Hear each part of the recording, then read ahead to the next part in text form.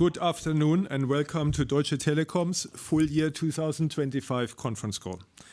As you can see, with me today is our CEO Tim Höttges and our CFO Christian Illek as usual, and they will be accompanied today by our board member for Europe, Dominique Leroy, our board member for Germany, Rodrigo Diehl, and our board member and CEO of T-Systems, Ferry Abul-Hassan. As usual, Tim will first go through some highlights. He will be followed by Rodrigo, who will dive deeper into the strategy and financials for Germany. After that, Dominique will dive deeper into the European segment before Ferry will update on the outlook for T-Systems. Christian will then complete the picture before some closing remarks from Tim, and then we have time for Q&A. Before I hand over to Tim, please pay attention to our usual disclaimer, which you will find in the presentation, and please also note that this conference will be recorded and uploaded to the internet. And now it's my pleasure to hand over to Tim. Yeah, thank you, Hannes, and welcome everybody to our call today. And you find us in great mood here today because we had a great fourth quarter and we have a great 2025 results and a good outlook for 26. So it's going to be an optimistic call. 2025 was a successful year and we concluded it with a strong quarter. And we want to give you as a team jointly today an insight into the operations, but even with regard to our Capital Markets Day targets, because it's half term and it's time to even, assess how we are looking with regard to the Capital Markets targets forward. Srini, he has already given you an update 2 weeks ago, and the team confirmed the Capital Markets Day's ambitions. They even raised some of the targets, and I'm highly appreciating the reaction from the market on this one. Despite the competition and all this kind of polycrises which are around us, we are delivering strong results as promised.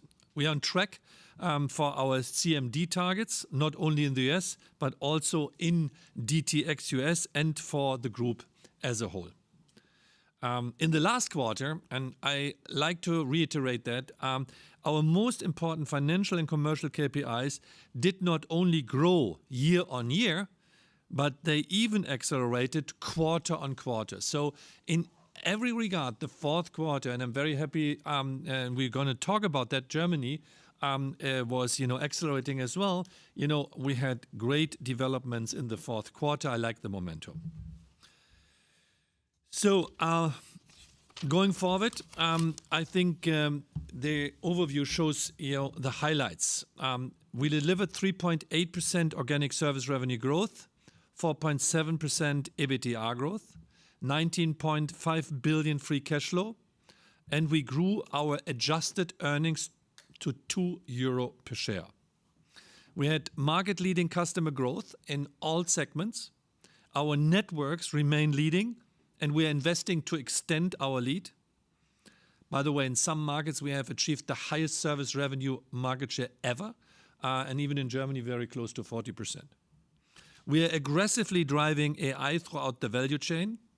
We launched Europe's first industrial AI cloud. We are the first DAX company and the first multinational telco to reach zero CO2 emissions, and I'm very proud of that. We increased our stake in T-Mobile to now 52.8%, and we returned 6.4 billion to shareholders last year. We announced a record dividend of €1 and another 2 billion share buyback. And last but not least, I'm happy to say that the supervisory board yesterday decided to extend the contracts of our board members, Birgit Bohle, HR, Ferry Abul-Hassan, T-Systems, and Thorsten Langheim, Group Development and the US within the board. I should say, I'm happy that they extended their commitment to our company and not the other way around, because these are great fellows. And now our team is complete. We have the young kids on the block and we have experienced people around us. In this kind of instability of the world, the management of Deutsche Telekom is stable. As you can see on the next page, all our segments contributed to our 2025 EBITDA growth. after another strong quarter, T-System leads the 2025 league table. Congratulations, Ferry. It was Dominique last year. This time it's you, with a growth of 14.4 organic EBITDA growth. With another strong performance from our Europe segment, our ex-US EBITDA grew by 3.4% in 2025. On networks, we keep our market-leading position, which is our foundation of success. In the last 12 months, we passed 3.7 million additional European homes with FTTH. We now reach nearly 24 million homes, of which 12.6 million in Germany alone. And in Germany, and Rodrigo will talk about that, we had a record quarter for fiber homes passed and homes connected. And by the way, utilization went up as well. In the US, we now have almost 1 million fiber customers. At their Capital Markets Day, T-Mobile outlined a target of 3 to 4 million fiber customers by 2030. Our mobile networks remain leading across the footprint, and we will not stop. In Germany, we decisively won all network tests, and our European networks are also leading. And I can tell you our competition is very sensitive on that one. But, this is very funny, to see how they're trying to legally, fight against us when we are claiming that we have the best networks. So they seems to be nervous about that. T-Mobile talked about this network leadership in the US as well 2 weeks ago. And we were particularly pleased that T-Mobile, for the first time, topped the J.D. Power Wireless Network Quality Survey with wins in 5 out of 6 regions. This is the core DNA of Deutsche Telekom, always the best mobile network. AI and digital. On page 7, you can see our update on AI and digitization. By the way, this chart's getting busy and busier every day. Today, we have 500 projects running the company. And to be honest, we cannot put that on one slide. So we're going to have an AI Investors Day coming soon, where we give you the opportunity to really understand not only the projects, but all details and the impact this AI project is going to have. More to come. 2 weeks ago, you already heard about the remarkable progress at T-Mobile. Over 100 million downloads of their T-Life app and already 3/4 of customer upgrades done digitally. We continue to make excellent progress on this side of the Atlantic as well. And what you can see on this page is really only the tip of the iceberg. Overall, we feel very comfortable. And to be honest, I believe we have to increase the target on this one, but more to come. With regard to our CMD 24 cost savings target of 800 million from AI and digital for DTX US by 2027. I will not go through this slide because Dominique, Rodrigo and Ferry will cover some of the topics later on as well. Let me just say that we will be hosting on AI an event. And by the way, for me, the most important thing is that we decided that recently that all employees of Deutsche Telekom are going to be enabled to use OpenAI ChatGPT Enterprise very soon. So there are no excuses anymore for our employees. Everybody is now involved into the AI endeavor within the company. Customer growth. Our market-leading customer growth continued on both sides of the Atlantic.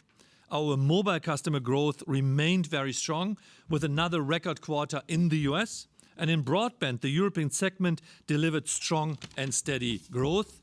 While full-year broadband subs were negative in Germany, we were able to stabilize our customer base in the fourth quarter. And I know that most of you have not expected this for the fourth quarter. Moving on to the capital allocation. We are delivering steady growth in shareholder returns, including a proposed dividend increase to a record of €1 for 2025 and a third consecutive 2 billion share buyback program. At the Capital Markets Day, we outlined 50 billion of expected surplus by 2027. This surplus is fundamentally intact, but it has been partially allocated already. Christian, I will take the money. Is that okay? Good. Our 2026 surplus is effectively committed to be ongoing DT share buybacks and further TMUS stake increases after our decision not to sell TMUS shares alongside their ongoing buyback. Next, let's review our 25 guidance achievement. Bottom line is that we delivered on our guidance for 2025 on both sides of the Atlantic.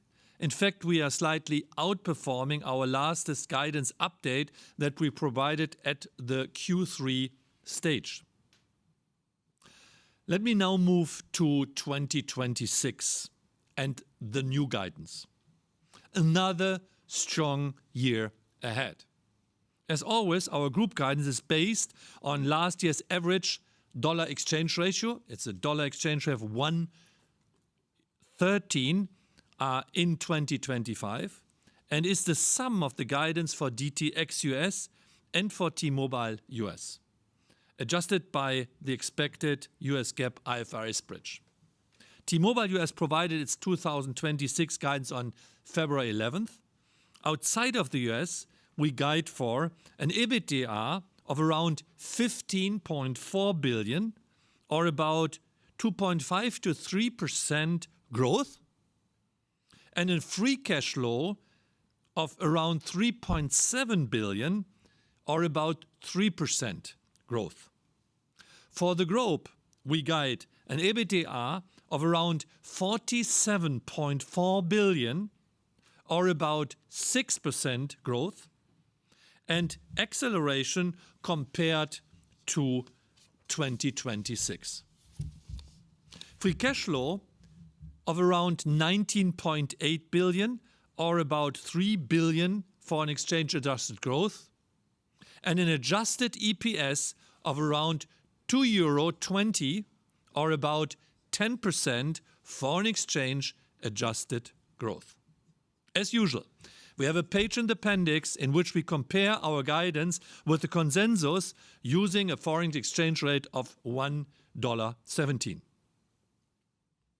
On the next page, we provide a midterm assessment of where we stand against the key ambitions of 2023 through 2027 that we stated at the 2024 Capital Markets Day. Our guidance, as shown here, is organic. And as you can see, we are on good track for almost all targets. There are two targets where we are lagging. DT ex-US service revenues due to a slower growth in Germany, Rodrigo, and we are also currently behind on our KPI indirect cost as a percentage of service revenues.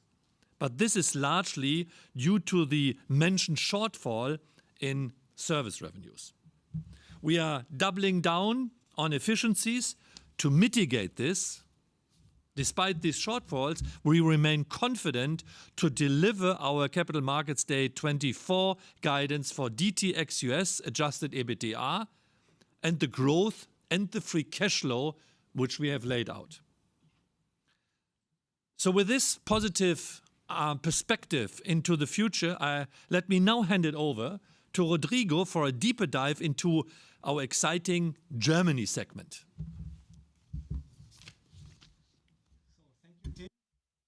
Thank you, Tim, and I got the message. Welcome, everybody.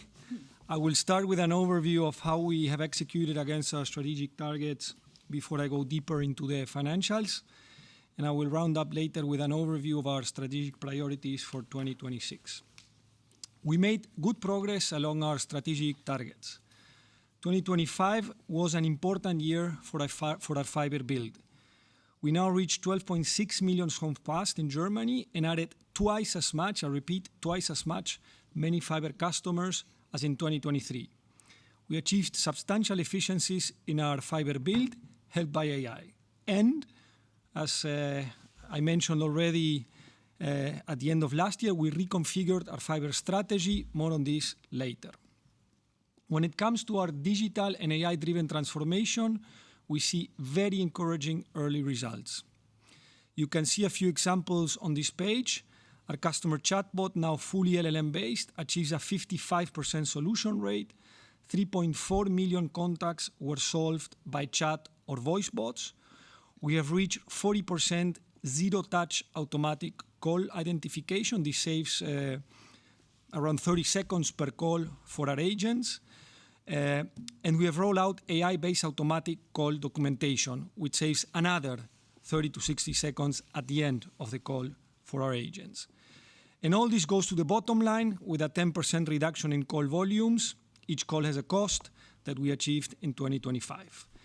We also made progress with our differentiation and market leadership, a key element of our strategy. We won all, I want to repeat, all service center, shop, and mobile network tests. We established Magenta Moments in the market with 5 million active users. Magenta Moments also goes to the bottom line because these users have 3.5 times higher NPS and 20% less churn. Our first-time resolution rate reached 77%. This too drives higher customer satisfaction. Complaints, a number I personally look at every day, were down by 50% in the last 2 years alone. And our brand recognition has reached the highest ever level. Moving now on this page to our financials, I'm pleased to say that after a weaker third quarter, our headline financials are back on track. Organic revenues were up a strong 2.8% in the fourth quarter. Two factors contributed to it in roughly equal parts. First, service revenue growth, both in fixed and in mobile. Total service revenues grew by 1.5% year on year. And second, strong revenues with our fiber joint ventures, mainly due to different phasing in both years. These are near zero margin.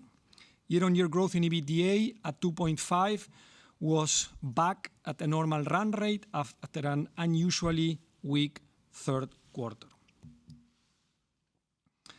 As mentioned, both fixed and mobile service revenues improved sequentially this quarter. In fixed, this quarter, the improvement was mainly the result of easier comps after a third quarter with very challenging comps. Headlines last year were generally impacted by weaker than expected broadband and B2B fixed line revenues. In mobile, the 2.5% year-on-year service growth is a continuation of our ongoing strong performance that we have seen consistently throughout the years. And here we can go a little bit deeper into mobile. You can see consistent strength in our mobile subscriber growth.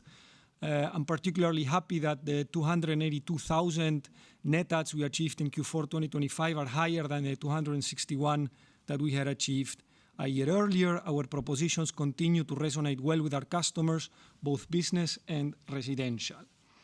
Our network leadership remains undisputed, and we are extending it with our ongoing network modernization program, our NEMO program, as we call it internally. We have successfully addressed growing data demand with well-designed unlimited propositions and investments. And our unlimited propositions we have recently updated in a more for more move that we did in February 2026. Our customer segmentation is effective. We're growing in B2B, we're growing in B2C with our main brand, and also Kongstar, it's contributing at a steady pace. We remain comfortable with our CMD guidance of 2 to 2.5% mobile service revenue growth in the 2023-27 period, having delivered growth at the top end of this range in the first 2 years. If we go now into fixed line, we are pleased that our broadband net adds stabilized last quarter. As Tim already mentioned, we are back to a slightly positive number there. This stabilization is the result of multiple measures taken during last year, including an improved market segmentation, a relentless focus on operations, both on acquisition and customer retention, plus a steady acceleration in fiber connections, and it was achieved despite a front book price increase that we did in October and the reduction of promotional months from 6 to 3 that we did earlier in the year in April. Before I go into fiber, let's look at our good progress on TV. We added over 100,000 new triple play TV customers in 2025. This comes after a little over 300,000 in 2024, the year when we had the rights for the European Championship.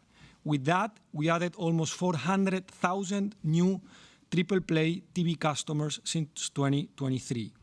In addition to this, we added around 200,000 new OTT TV customers in 2025, almost half of it, 80,000, in the fourth quarter.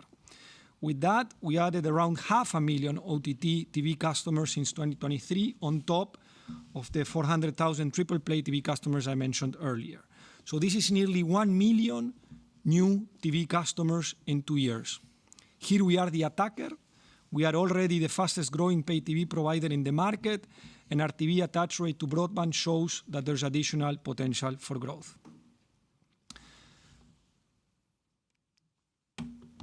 If we move to the next page, and we talk about broadband, this quarter we added 164. Or I stay on the previous one. Doesn't move, so it's okay. This quarter we added 164,000 fiber customers, our best ever quarter. I want to repeat it, our best ever quarter, and our fiber penetration reached 16.4%, so that's an increase of 11% on our fiber penetration. I can assure you this remains a key area of focus, maybe even our number one area of focus, as shown on the following page. For all of us, it is all hands on deck when it comes to scaling our fiber customers and monetizing the fiber network. In 2025, as mentioned, we increased the fiber footprint by 2.5 million. We had promised that. We remain well on track for our stated 2027 target of around 17.5 million homes passed. But as I said, more important, our fiber customer numbers increased by almost 600,000 as we work towards the run rate of 1 million in 2027. As we announced with our third quarter results, to support this goal, we will further step up our fiber investments funded by efficiencies.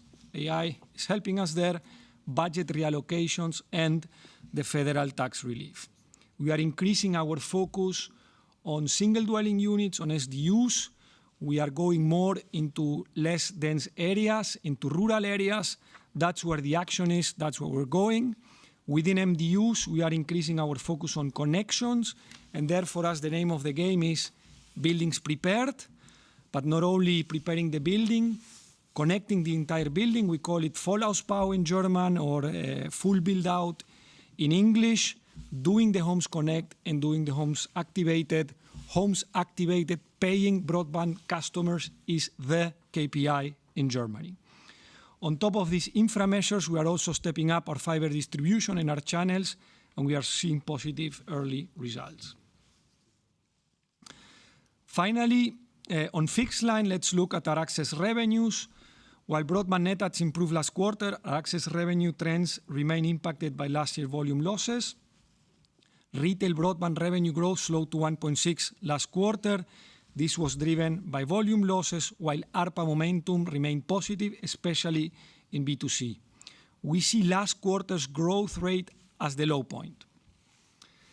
B2C ARPA was up 3.4% year-on-year, driven by speed upselling and disciplined pricing. We reduced, as I said before, the promotional period from 6 to 3 months in April. In October, we raised our broadband front book prices by €1 a month. And now, a few weeks ago, we started to raise the back book prices for some of our older cohorts in broadband for €2 a month. In my view, these price increases are long due, as broadband was one of the few consumer categories in Germany to see prices stable or even go down over the past few years of very high inflation. More pricing discipline is needed to fund the massive investments required to build the German digital infrastructure of the future. While our price increases may impact volumes, overall, we expect various measures to stabilize and improve broadband revenue trends again this year. In sum, we remain committed to our CMD guidance growth of 3 to 4%, but of course, from today's perspective, this looks challenging. Wholesale revenues improve sequentially. Here, ARPA momentum continues to offset the ongoing volume losses. ARPA momentum will continue to benefit from speed upselling, in our growing fiber footprint. However, and please keep in mind that from the second quarter 2026, the annual price increases for lower-end DSL tariffs we agreed with our partners in 2021 will roll over. Overall, the 2023-2027 guidance period, we expect to deliver the stable wholesale access revenues that we promised at the 2024 CMD. Before we get to the financial outlook, let's spend a little bit more time on our priorities for 2026. I already spoke about our industry-leading fiber build, where we are stepping up further. Clearly here the priority is to keep accelerating our fiber customer growth towards the 1 million target in 2027. I am confident we will deliver this. This will help us both, of course, on the volume and on the value side. Another key focus is to take our digital and AI transformation to the next level. When it comes to leveraging AI for transformation, I believe that there is more potential for efficiency gains than previously thought. I gave some examples, but 10% compounded call reduction per year has a massive efficiency impact, for example. Especially in the current competitive German market and environment, I see cost and efficiencies as an absolute must and as a hedge against top-line headwinds. As a management team, we are committed to capture them. In 2026, we are working on the full implementation of the measures introduced last year, while we have a strong pipeline of further use cases. Finally, on the topic of differentiation and market leadership, which is the core of our strength in Germany, we are constantly extending our mobile network leadership through our market-leading network modernization program. We are translating this through our best network campaign into an even stronger brand leadership. Another priority is to evolve our Magenta app into the central operating system for customer interactions along the lines of what you are seeing from T-Mobile US. Here we copy with pride from our colleagues in the US. And as part of this, we aim for 70% of mobile prolongations and additional SIMs to be done through the app. In B2B, we want to extend our differentiation with secure networks, market-leading cloud, IoT, cyber, and AI propositions, the big five, as my friend Ferry calls them. And talking about Ferry, I'm deeply impressed about the resources and capabilities of T-Systems here in Germany. And I think there is significant potential to capture even more value from increasing our collaboration, and that is exactly what we will do with Ferry. Now, coming to the last page and our financial outlook, on the service revenue side, we are currently tracking below our ambitious CMD target, while mobile is tracking in line. Weaker fixed service revenues are waiting. The weaker than expected fixed service revenues result from 2025 broadband customer losses, as I said, and a weaker than expected B2B performance. In 2026, we are expecting overall similar total service revenue growth as in 2025. On the EBITDA side, we expect a better trend in 2026 than in 2025 and a return to a more normal year-on-year increase.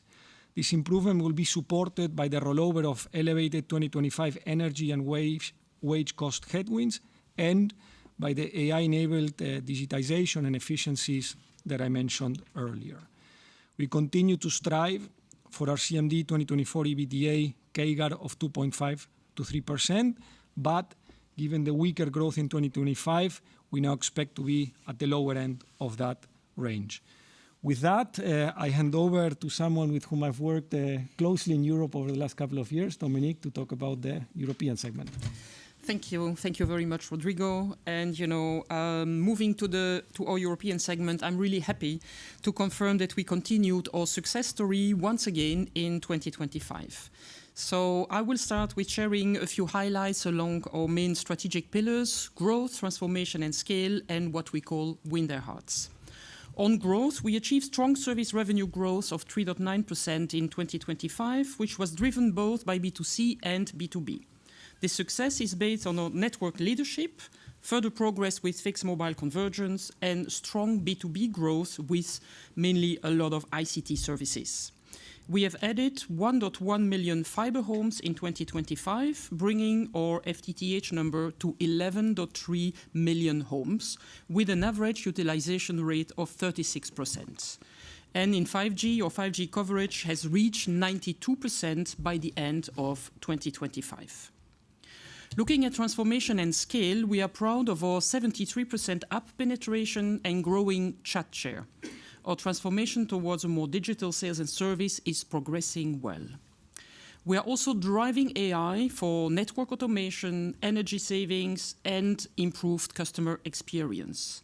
And we have made good progress with scaling platforms across all the countries, developing Center of Excellence in the B2B area, and deploying a common network operating model.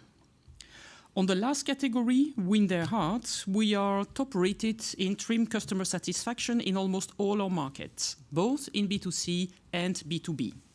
We have 9 million of our customers who signed up to Magenta Moments, and about 45% are actively using it every month. And next to our customer focus, we are proud to have very high employee satisfaction across all our countries. So this success translates into a strong financial performance.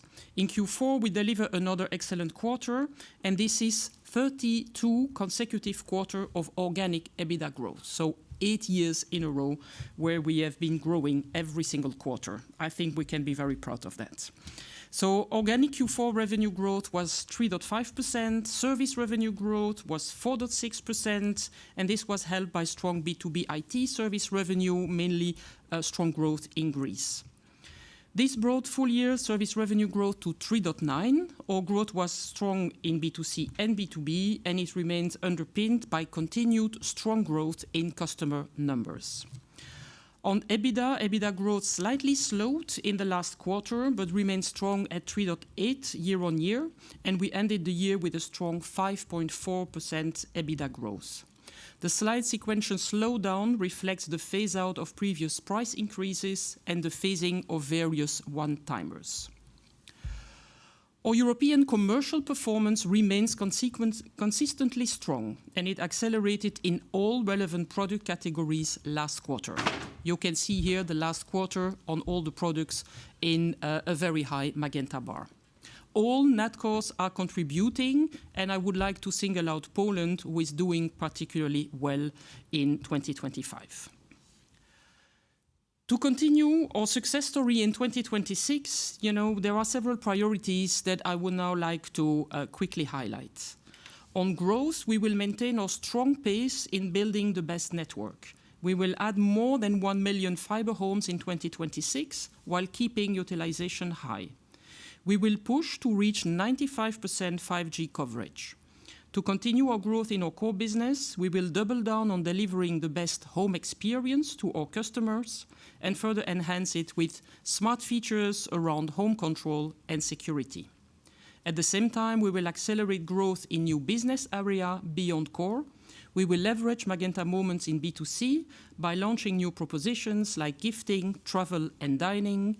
This will reinforce customer engagement towards the T brand, and you can already see the gifting platform live in Czech since last month. We will double down in B2B on monetizing AI and also leveraging digital sovereignty. On transformation and scale, we will push for even more transactions in our digital channels, aiming for more than 30% e-sales shares and up to 50% of all mobile prolongations and tariff changes on digital. We will step up the AI adoption in sales and services, including in call center and shops through AI-assisted transactions. We will leverage AI to offer more hyper-personalized and contextualized experience and products to our customers. And we will continue to further simplify and retire our legacy system for more efficiency gains. All of this will not only result in better experience for our customer, but also help us to further reduce our IDC to service revenue ratio. Win their hearts. For us, it's win the heart of our customers and win the heart of our employees. Going forward, we will build towards a next-gen customer experience which will be centered around the Magenta app. We will further drive customer engagement with Magenta Moments and aim to reach 10 million registered numbers already by year-end 2026. And we will continuously double down on improving our customer experience across all domains. Next to our customer focus, we will keep investing into our employees. We will push towards becoming top 5 employer in telco and ICT, as we want to attract the best talent in the market with a strong focus on future skills like AI. All of these actions will contribute to securing our number 1 position in TRIM. When we now come to our last slides and how do we track towards CMD targets, I think we can say that we are very well on track for our stated CMD targets. Our service revenue and EBITDA growth in the first 2 years were each well ahead of our CMD targets. In 2026, we expect further growth in service revenues and an increase in EBITDA to 4.8 billion. We expect underlying EBITDA growth north of the 3% range, close to what we delivered in 2025, adjusted for the tailwind from the end of the Hungarian telco tax. So you see, we're still very optimistic to continue on our strong growth trajectory for Europe in the years to come. I will now hand over to Ferry, who will take you through the story for T-Systems. Thank you. Thank you, Dominic. Compliments to great results. We as T-Systems are learning from you. Let's have a look. T-Systems had another good year. Our order inflow was up 5%. Our customer satisfaction was on an all-time high of 99% TRIM. Our 3% organic revenue growth was broad-based and ahead of market. We delivered 14.4% EBITDA growth, Tim mentioned that, supported by revenue growth and ongoing efficiency gains. As promised, we achieved a positive and growing cash contribution. In 2026, we expect healthy order flow and revenue growth to continue, and the first 2 months confirm that. On the EBITDA front, we expect more modest growth in 2026, reflecting investment into future growth, including in sovereign cloud and artificial intelligence. I will come to that. That said, across the board, we remain very well on track for our stated CMD targets. In 2026, we want to further build on our achievements. First, we want to accelerate our growth with AI. We already have more than 1,500 AI experts, and almost 1,500 AI and data projects are underway or completed. Our AI-related revenues are ahead of plan, and we now aim for 200 million in 2026. And together with our brothers and sisters of TDG and of Europe, we are well on our plan for the 700 plus that we committed at CMD. Second, we want to leverage our fully sovereign cloud. We are since 20 years in the cloud business with more than 7,000 enterprise customers. Analysts rate us as European #1 provider of private cloud and sovereign cloud infrastructure services as well. Our sovereign cloud has functionality in pricing that is competitive with the hyperscalers. In 2026, we want to increase our T-Cloud public revenues by about 20% to over 200 million, having built one aligned go-to-market with Rodrigo's team in Germany in one T-Cloud tribe. Another priority for 2026 is to step up the cross-sell of cloud into digital and vice versa, so into our base. Third point, we want to further strengthen our focus on verticals, especially public and health. In our newly established defense vertical, here we aim for more than 100 million of revenues. Drone will be a major topic of that. Finally, we want to further strengthen our productivity throughout an AI-first strategy and drive further productivity gains in cloud and digital. We also want to deepen our collaboration with the other B2B segments in the group and strengthen our position as their production machine. And we did just sign this week an alignment with T-Mobile US. Next page, please.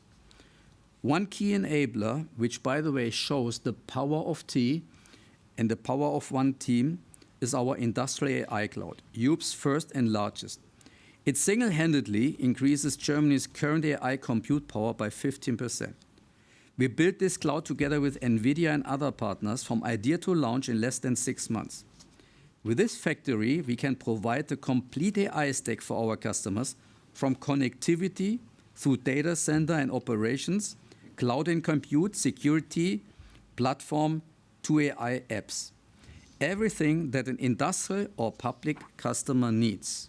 You can see some of the use cases on this page, and we are seeing strong initial demand from signature clients, and specifically they use it for applications like digital twins, research, predictive maintenance, or LLMs, such as the European LLM Sophie that we did together with the Leibniz University and Fraunhofer. Additional demand from signature clients is excellent, and we will expand if we see the market requests it. This project is a good example how T can impact the digital market as one team, and we are proud to be part of that. With that, I hand over to Christian, who will complete today's presentation. Thanks, Ferry. And last in line and short in time. So for the sake of completeness, let me go quickly to the T-Mobile US Q4 results. And you know there was a comprehensive report on their results on Feb 11. So for the first time, we had US Cellular in there for the full quarter. That led to a service revenue growth of 10.5% and a postpaid revenue growth of almost 14%. And everything was driven by both volume and ARPA. The core EBITDA, according to US GAAP, grew by 6.8%. Going to the next page, you see, despite a very competitive environment, the fourth quarter growth was again very strong and was even higher than the previous year. The net additions on postpaid were 2.4 million, and the best ever which we had, and postpaid phone net adds were the best fourth quarter since the Sprint merger, despite the effect that we had an increased churn. For the full year, T-Mobile delivered almost 8 million postpaid net adds, of which 3.3 were postpaid phone net adds. That will conclude my operational review because everything has been said on Feb 11. Let's move over to the financials for the full year. So what you see is we have an impact on several dimensions. One is obviously the weaker US dollars, which is obviously hitting revenues, EBITDA, but also net profit. We have T-Mobile's M&A activities. The largest one is obviously USC, but don't forget there were 4 other transactions which happened in the last year, which was Bliss, Wistar, and the 2 fiber joint ventures. And as always, we always have some phasing. So bottom line, what you see in 25, we deliver what we promised in the last guidance, and we slightly exceeded this. And on a year-on-year development on this chart, I just want to highlight one thing on net profit. You see there's a negative development of 14%. This is very much driven by the impairment reversals which we have faced in the year 2024 related to US Spectrum, which was more than $2.5 billion US dollars, GD Towers, and the German fiber JVs, Glasfaser Plus. On the next page, you see the free cash flow development for the full year. All the quarterly results are part of the appendix. There's nothing surprising on the free cash flow bridges. You see there's obviously a contribution from cash flow from operations. We had an increase which was planned on the CapEx by 900 million, of which roughly 70% can be attributed to the US. And obviously, the overall free cash flow development was impacted by a weaker dollar. On the net profit, you see that the EBITDA grew by 1.1 billion. If you adjust for the forex relative to the previous year, that number would have been higher by 1.4 billion. And we had a weaker financial result that was driven by 2 effects. One is obviously higher interest expenses, and the other one was losses related to the fiber joint ventures in the US. Let's go over to the net debt bridge. You see that we had a slight decrease in the net debt bridge, despite the fact that we had M&A activities of close to 9.5 billion euros and a very juicy shareholder remuneration, which you see with comprising dividends, share buybacks in the US, but also share buyback on our side. So bottom line, what you see is that on the leverage, I'm pretty happy with the developments since 23, so that we're moving down leverage on a consistent basis. Obviously, the dollar helped. So moving to a review, how do we stand against our ESG targets? And apologies for the busy chart, but you may remember what I said at the Sustainability Day in 2022. We want to treat the ESG KPIs the same manner as we're treating our financial KPIs, and therefore you see a lot of numbers. So if I'm flashing out two things where we're basically tracking behind target. One is the green PPAs. Our target is 50% overall. And the other one is the share of female executives. Let me dwell on the PPAs. So actually, we met the 50% target here in Germany beginning of January of this year. But in Europe, we're trailing behind this. And this is simply for the sake of we don't find any attractive green PPA which makes sense from a financial point of view, and I'm not chasing a target if it doesn't make sense from a financial point of view and from an ESG point of view. So that basically completes my review for the full year of 25, and I hand it over to Tim. Thank you, Christian. I think before we are going to this summary here slide, I would say let's have the Q&A with Hannes first. Okay, Tim, so then we start straight on with the Q&A. So just usual instructions. I'd like, if you'd like to ask a question via WebEx, please press the raise hand function. If you require to cancel your question, please press the raise hand function again. If you are calling on your telephone, please press *3 and unmute by press *6. If you want to cancel your question, please press *3 once more. I'll announce your name when it's your turn, and as usual, we would be grateful if you could restrict yourself to 2 questions, and don't forget to mute and unmute yourselves. And so let's start. I think the first question is from Carl at Citi. Carl? That's great. Thank you very much, Hannes. It's one question, but in kind of a few parts about German service revenue trends going forwards. And Rodrigo, just picking up on your comment that I think you said in your slides that you expect similar total service revenue growth in 2026 to 2025. You've just done 1.5% in Q4 and 1.1% for the full year, but that 1.1 is partially dragged down by Q3 due to the difficult comps that you had in that period. Looking forward, without IT business phasing drags going forwards, or that Q3 year-on-year comparator drag, why wouldn't we see a modest improvement? I think consensus is going for 1.3%. The only thing I can think of is the wholesale price increase annualization in Q2, and how material is that? And then on the positive side, how much of the broadband price increases are you expecting to keep on a net basis? And are you seeing any evidence of the public sector revenues actually coming back in the IT business phase? Thank you. Sure. So let me go through each of the points. In terms of the service revenue for 2026, let's say we see a similar level to what we saw for the year in 2025. On the broadband side, look, we just did the price increase and the communication to the base a couple of weeks ago. So I think it's too early to tell on what is the impact of these moves. I would say that the early results and what we're seeing is positive, is better than what we had planned. But of course, I want to be cautious on this one and wait a little bit more to see the outcome.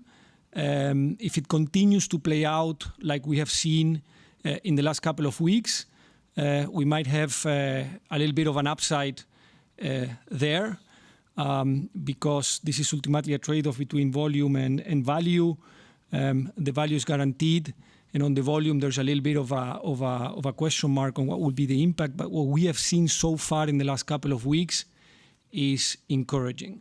On wholesale, as I mentioned, we are very confident to deliver on the stable guidance we gave for the CMD time period. But please don't forget that the price increases that we negotiated with our wholesale partners back in 2021 will roll over from Q2 2026. So in that sense, we expect to be stable for the time period of the CMD commitment, but probably it was, let's say, more pulled forward from the profile. I hope I answered your question with that one. I don't know if I left anything.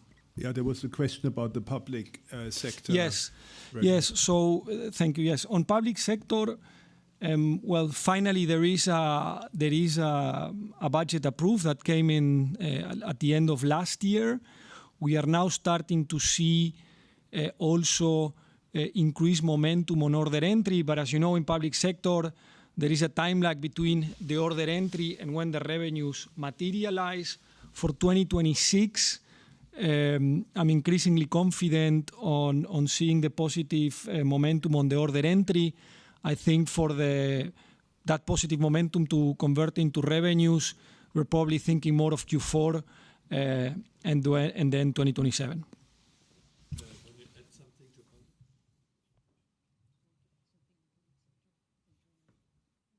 So first of all, the thing that I can add is that, again, like in cloud, TDG and we are working closely together. We have one team, and that has shown good effect. So we see in the moment that in elements like the Bundesministerium for Digital and so on and so forth, we are making good progress.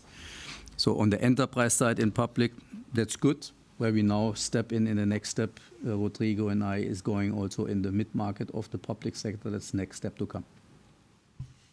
Excellent. And with that, we move on to the next question from Polo at UBS. Polo.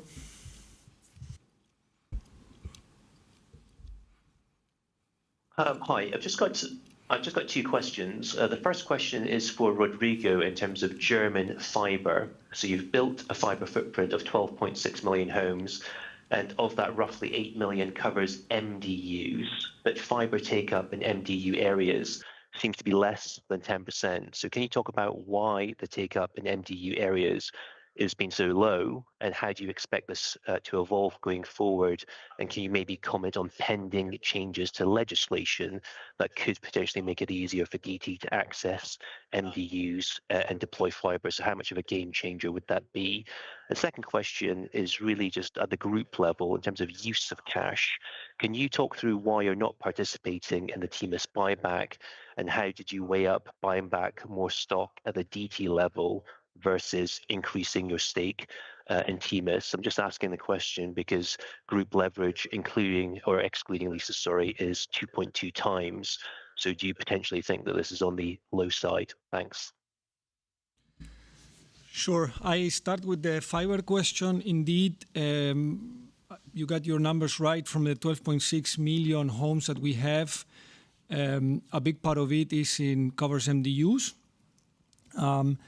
We announced at the end of last year a shift in our strategy, which has a couple of elements. On the one hand, we will start building more in rural and suburban areas, so our share of SDUs will increase. In our SDU footprint, we are already above 30% penetration. This is a shift that we already started. We are well into implementation, and we're starting to see the results of that. And when it comes to MDUs, we are going for what we call full build-out or Vollausbau in Germany, which means in the past, when we used to get into a building, we would enter the building and we would connect the customer that made an order. And if a second or third order came later, we would come back and make those installations at a later point in time. What Vollausbau means is the first time we enter the building, we will connect the entire building. We are starting to scale up the capabilities to do this, and this gives us, of course, a significant way then to scale and to sell to that base, because every customer can then connect to fiber in a couple of seconds. So we expect to get momentum from that. On top of the Vollausbau, we are scaling sales channels. Most of our shops are in urban areas, so we are building a sales force of out of the shops that will go into the streets. By the end of the year, it will be roughly 250 employees that will go into the streets, that know the neighborhoods, that know the customers, and that will help us also ramp up the commercialization. We already started in several of our shops with very encouraging results. We are also scaling channels, sales channels in our field services. Every day we have 6,000 to 7,000 technicians who go to the homes of our customers.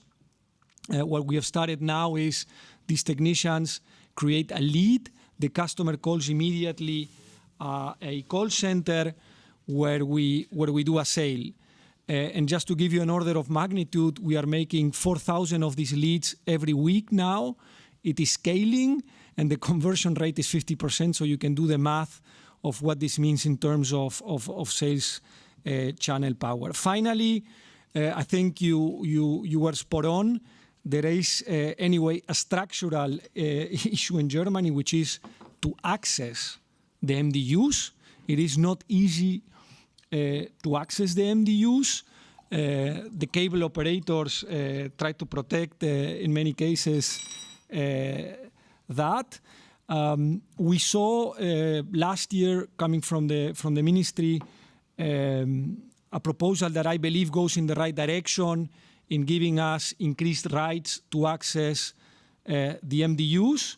But now we are waiting for it to turn into reality. It hasn't come out yet. The proposal, we're waiting for it. But I believe it is very important that we make it easier for fiber builders to get access to the buildings. In any case, and I want to emphasize this, we're seeing really nice take-up in our fiber momentum. Q4-2025 was our best quarter ever in terms of fiber connections. We had a very good start into 2026. It's all about buildings prepared, Vollausbau, homes connect, and homes activated. We look at these KPIs daily. I can tell you, we see them scaling, and so I'm confident that we will continue scaling and we will get to the 1 million ambition we put ourselves for 2027. So on the usage of the surplus, Polo, I think I'm repeating myself a bit. Look, we're always looking on two dimensions. One is what is strengthening our strategic position, and the second one is where do you have the higher financial accretion. And I think we have no doubt that buying back DT shares still has a higher accretion relative to the US, but it has come down, especially as the share price was at 185. Secondly, what we said is, on the surface, we felt 185 looks cheap, to be honest. And this is why we also said, in case this stays the same, we will take the flexibility and actually increase from our side, because we believe the underlying value of T-Mobile US is higher than $185 US dollars. And you've seen that the share price has developed quite nicely. And thirdly, increasing the US share gives you more flexibility than buying back DT shares, because that money is out of the door. In case we need some money, we can also kind of decrease the shareholding in the US. So from this perspective, I think I'm feeling completely fine with the direction of travel which we're having right now. I think the share price has stabilized. We still have the flexibility to go long in the US. And we want to go up with our shareholding, because this is the best market we're operating in by far. Okay. Thank you, Christian. And with that, let's move on to Josh at BNP Paribas, please. Thanks, guys. Two questions from my side. The first is going back to the slide, I think it's slide 14 from Rodrigo, around AI uses. A lot of the AI uses you're talking about here are about deflecting calls and solving negative customer service issues. I wanted to understand whether you're also seeing any upside from targeted advertising, curating tariffs and upselling customers that way. And I guess the catalyst for asking the question is we saw this morning from Freenet that one of your MNO partners appears to be pulling back on third-party sales channels, which typically did that in the past. This is saving that party probably quite a bit of money, and I wondered if this might be something that Deutsche Tel is also looking at doing more in-house and through third parties as well going forwards. And then the second question was just around satellite technology and where you see the risks and the opportunities. We've seen a lot of discussion about the Starlink risk in the US, perhaps a bit less so in Europe.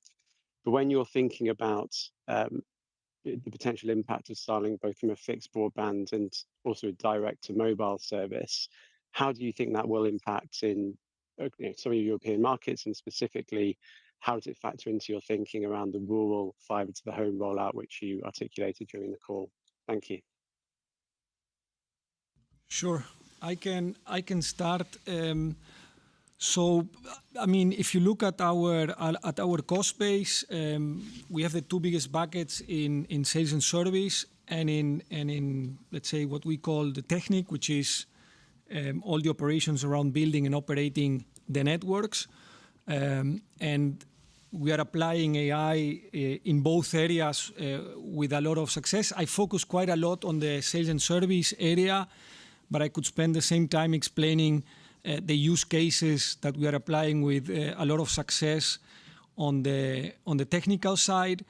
By the way, these are the savings and the efficiencies that are allowing us to increase our fiber investments into Germany. By the end of the year, we expect to reach almost 100% of, for example, site supervision of fiber builds via AI, and that is generating for us a lot of efficiencies. On the use of AI, Dominique will complement, because this is something that, of course, we're driving in Germany, but that we are driving as a group. We call it consumer AI, and how to monetize AI, including advertising. The one thing I can tell you is I'm personally getting more and more excited about the role we as telcos have to play in the AI space when it comes to consumers. We started this journey a couple of years ago by bringing AI into our phones, into the T-phone, by bringing AI propositions to our customers. Recently, Srini in the US announced how we are now bringing AI capabilities into the network. And why am I optimistic about this one is because we're bringing AI closer and closer to the core of what our business is, which is the network, not only AI, but also security. Dominique, do you want to complement? Yeah. Because this is a group thing we're doing. Yeah, no, I'm happy to complement. We use AI a lot. I think on the network side, as Rodrigo said, it was, a lot to make sure that we reduce, the energy consumptions, that we have also a customer-driven network rollout. So this is, probably the first place where we used AI in the network. Next to that, we use it a lot in our sales and services. We have one bot, which is, a bot answering customer. We go to more and more one voice element, where we have also an AI voice answering calls of customers.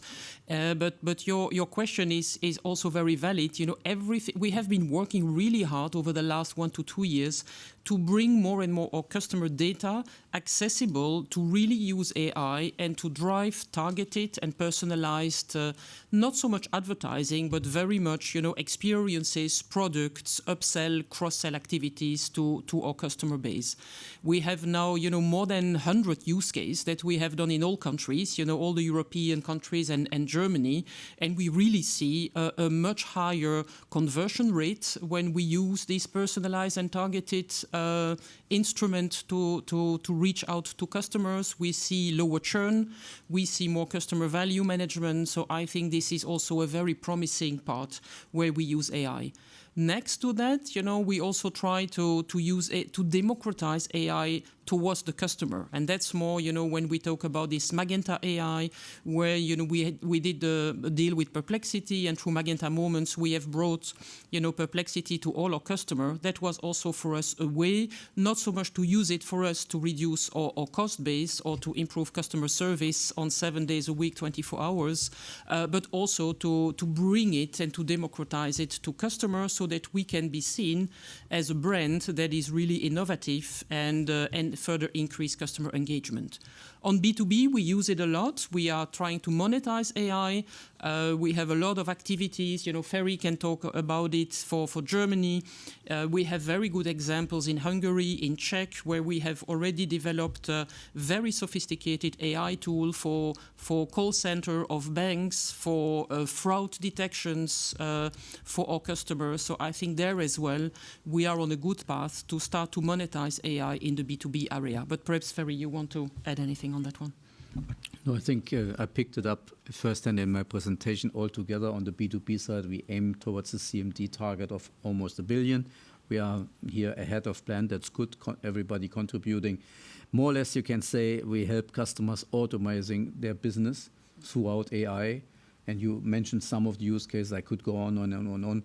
But I think it's important to see we attack AI on the consumer and also on the B2B side concretely with customers. And maybe just to finish with your question on MVNO partner, indeed, if you look at the German market and the pricing we see in some of these online indirect channels, I've been, I think, vocal about it. It doesn't look rational behavior. However,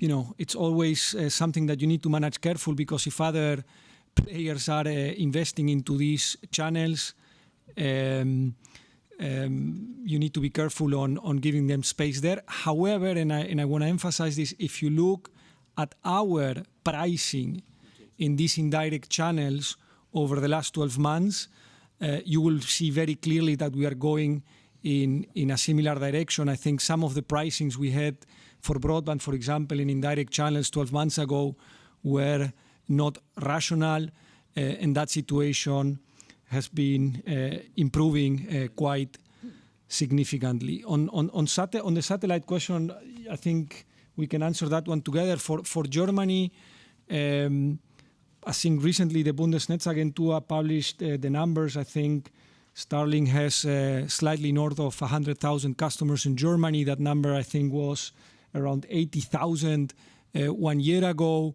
So there seems to be a play, but it seems to be more of a niche play in the case of Germany, because we have a very, very good mobile coverage of north of 99% for 5G. We have strong fixed networks. And so far we see in Germany the play for satellite rather as a niche, let's say, in the few white spots that we have here. I can perhaps complement on satellite. I think, satellite for us is complementary and very often niche. We use it. We have some satellite agreements, for instance, in the B2B area to do some backups, which is, for business continuity and emergency cases, I think a good way where we partner with them and we use it. I think also for IoT services, we have some good examples where we have been able to use satellite to promote IoT services, across countries. I would say specifically, if we see more currently where we have some competition from satellite is typically in country like Greece or Croatia, where there are quite a lot of islands. But there, to be honest, we have up our game with, a lot more 5G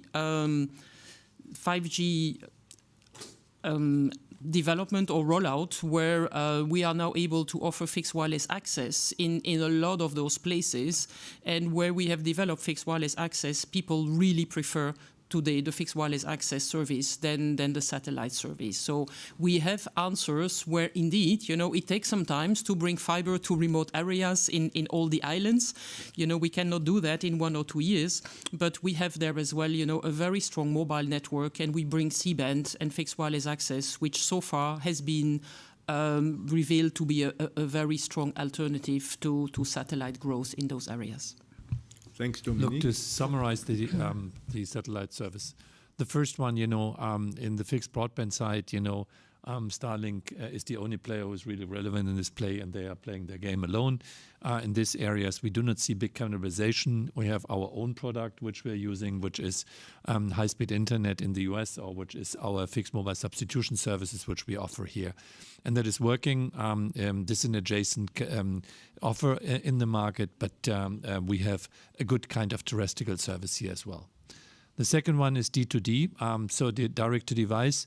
I think, it provides complementary coverage in underserved areas. That's a good adjacency. I always talked about network of networks.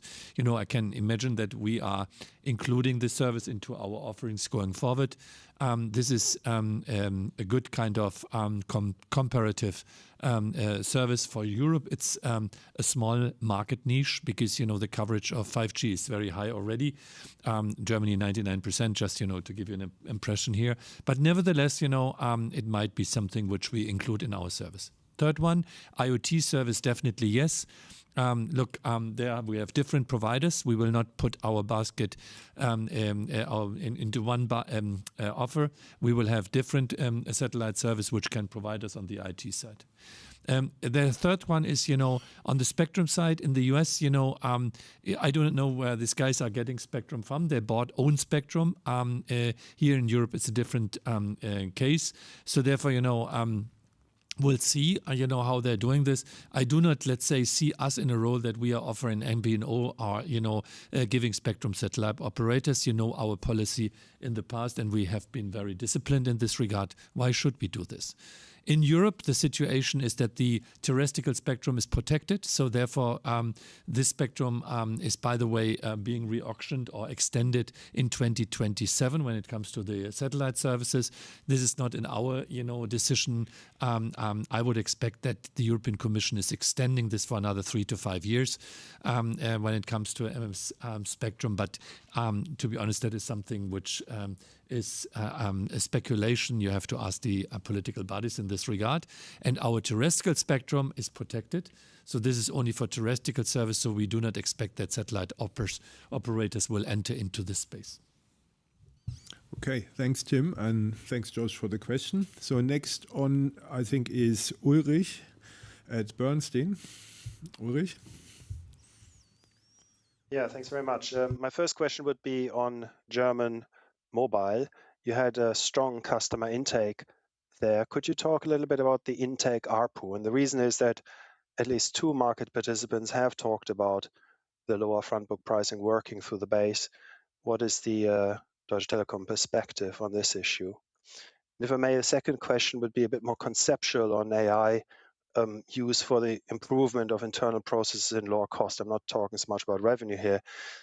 The question I have is AI is a technology that is available to all operators. It's not invented by DT. So how would DT gain a competitive advantage from AI?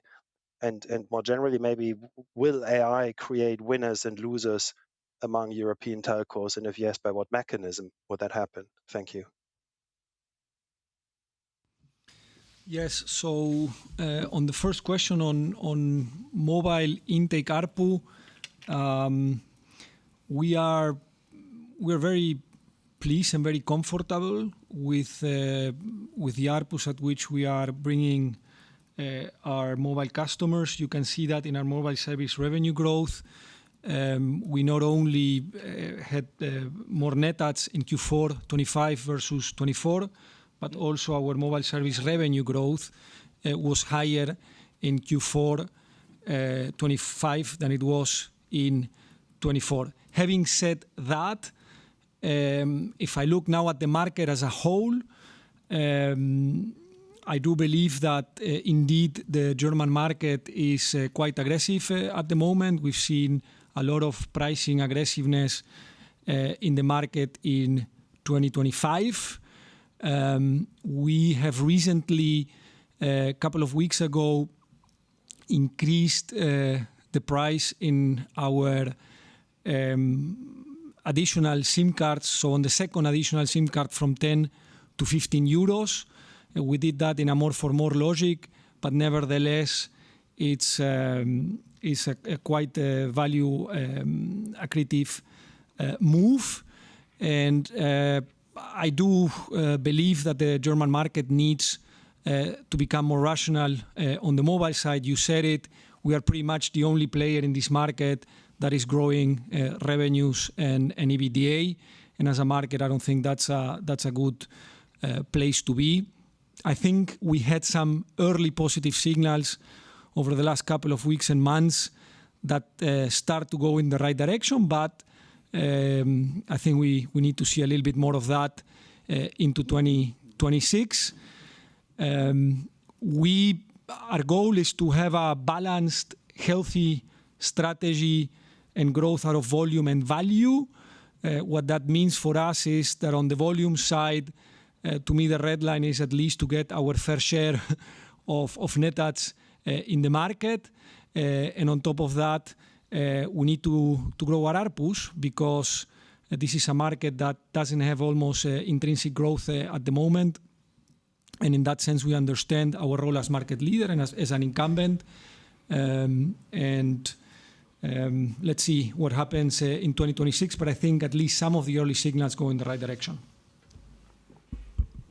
Good. Let me take the question on AI, which is a bit broader. So first of all, I would like to differentiate between AI usage for consumer and AI usage for B2B. If you look to the consumer side, we as Telekom have been one of the first that was, by the way, using AI long before the LLM models come up, because we understood that using that towards the customer in chatbots, we did more than 10 years ago.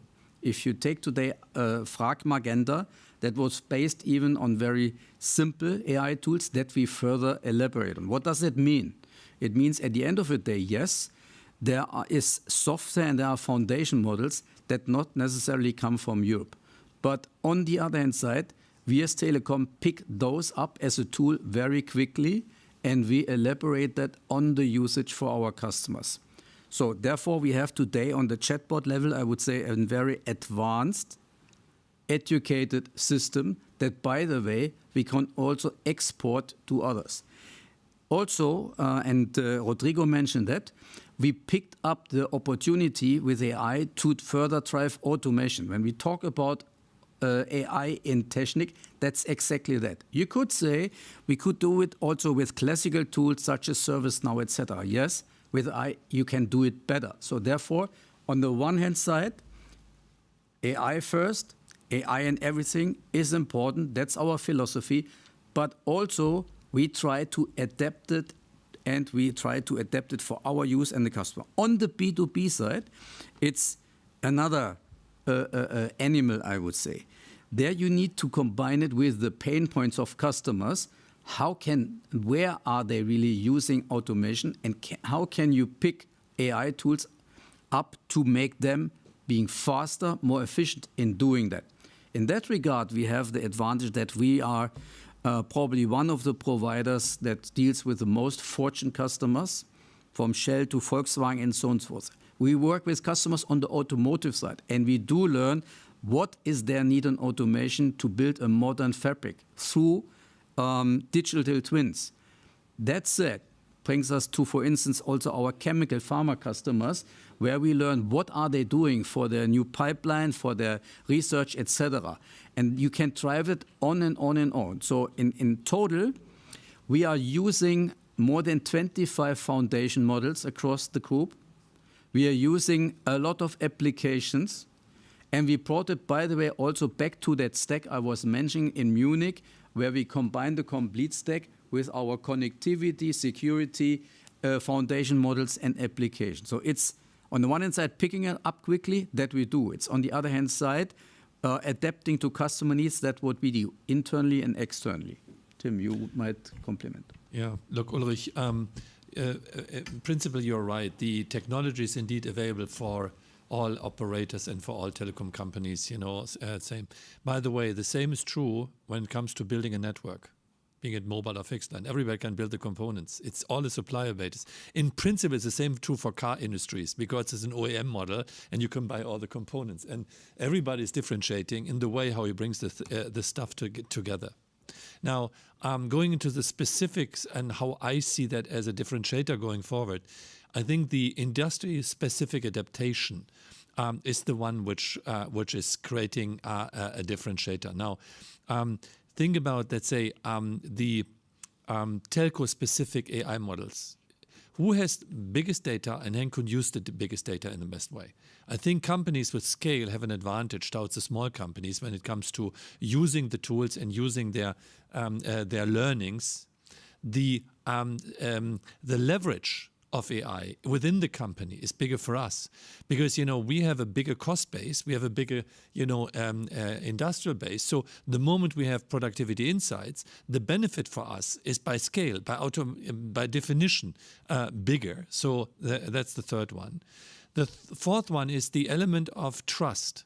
The brand who has the biggest trust has the biggest, legitimation to bring AI to the customers. That is what we're doing since years to build this T, including the data and in the AI as a kind of trustworthy brand, so that people trust in us.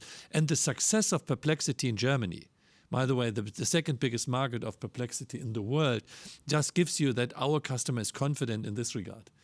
And therefore, I think, if you have a great trust base, you can easily resell the AI models into your client base as well. The next one is the partnership ecosystem. I can tell you, when it comes to the big players of AI, they like to work with the big players because they can scale their products easier than going to all the small players. That is, by the way, even one of the challenges which I see going forward, that the big players have a big advantage out of AI, while the small companies in all industries, will suffer from late adaptation of AI. So I see a lot of differentiation possibilities coming from ethics regulation, coming from the partnership ecosystem, coming from the proprietary data leverage, coming from the telco-specific knowledge and the AI models, which we can use as a leader in this industry. And we will do everything knowing that the components might be available for all players at the same time. And to be honest, Ulrich, I see us compared to all the other players, and I'm very keen on this one. I see us leading in this category in the European landscape, at least.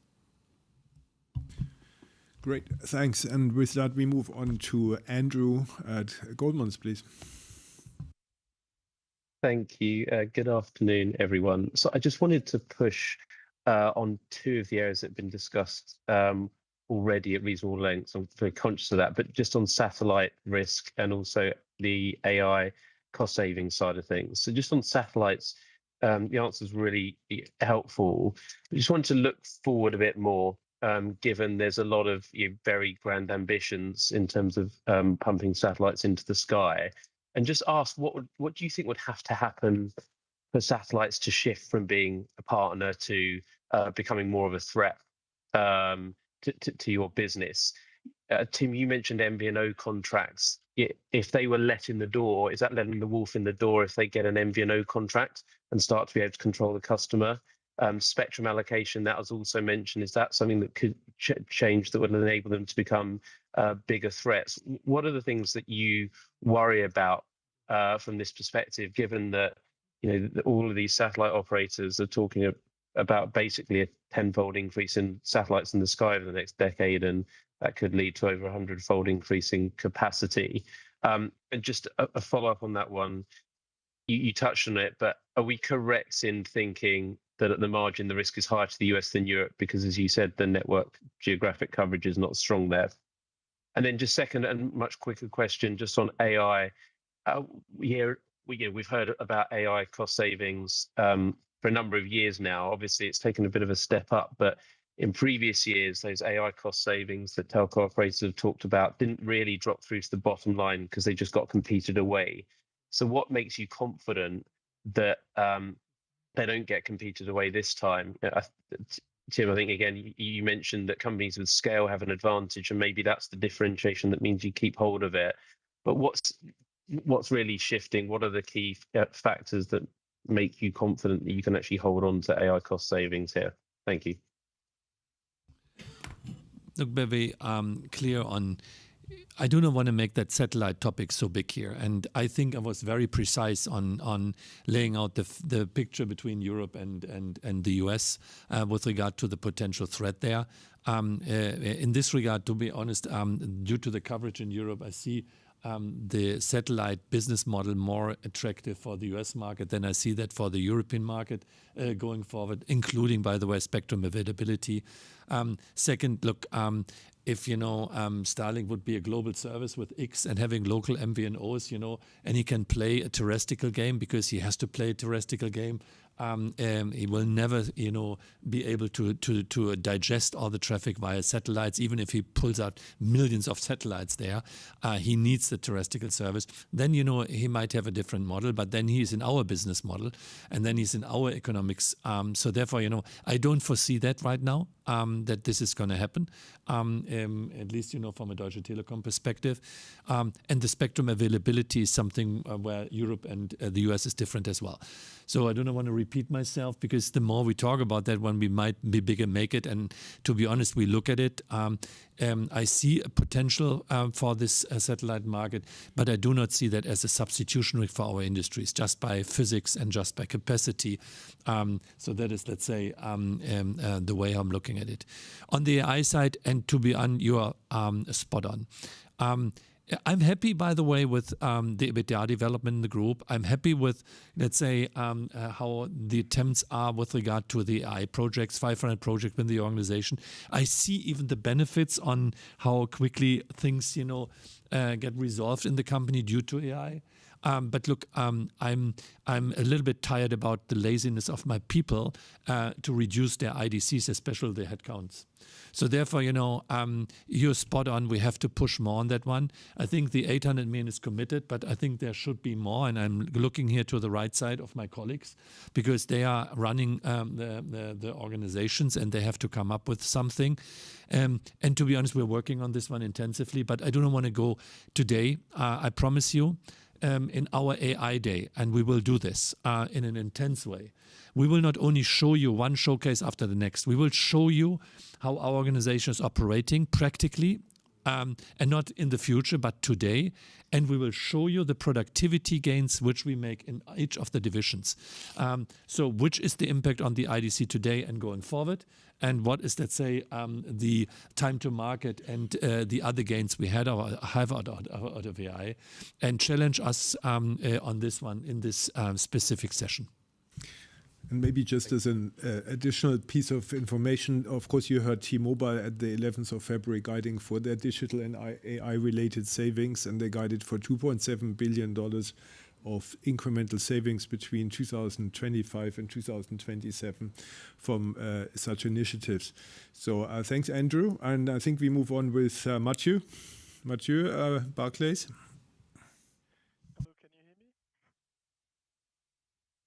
Mathieu, we can't hear you. Hello, can you hear me? Yes, now we can hear you. Okay, thank you. Hi, everyone, and thank you for the presentation. I had two questions. The first one on TMUS. The guidance, the message for 2026 points to a shift towards a more value focus rather than volume compared to previous years. It seems very sensible, but I wanted to understand what opportunities you have there in terms of the value. For instance, does the back book versus the front book pricing enables for more back book price increases without a risk of spin down or churn? And on the front book, are you still well positioned versus your peers, and hence have a bit of pricing power there? So that's the first question. The second was on the exciting topic of ROCE. So you're getting ROCE down for 2026. That comes after a decline in 2025. I think last year you were hoping for a rebound in 26. You now expect that rebound in 27. Now, I fully understand that there are non-recurring elements that impact the way you compute ROCE, as you explained in your annual report.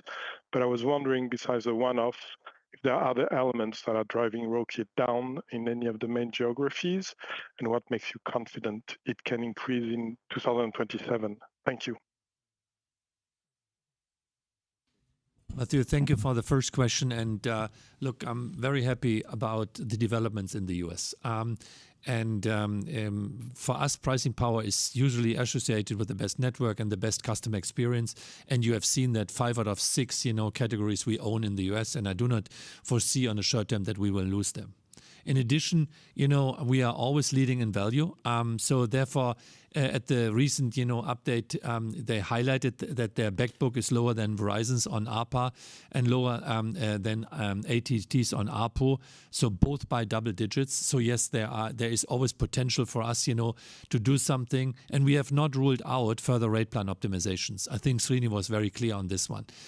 He said, we are driving the company by value. So therefore, I think he was very crystal clear. To be honest, due to the fact that Srini has laid out a very detailed plan and a very committed plan, which was highly respected and appreciated from the longs, I would not add something on what he has said. This is now our commitment going forward. We have a great position on this one, and everything we will do considering what is the best for customers and the best for the company.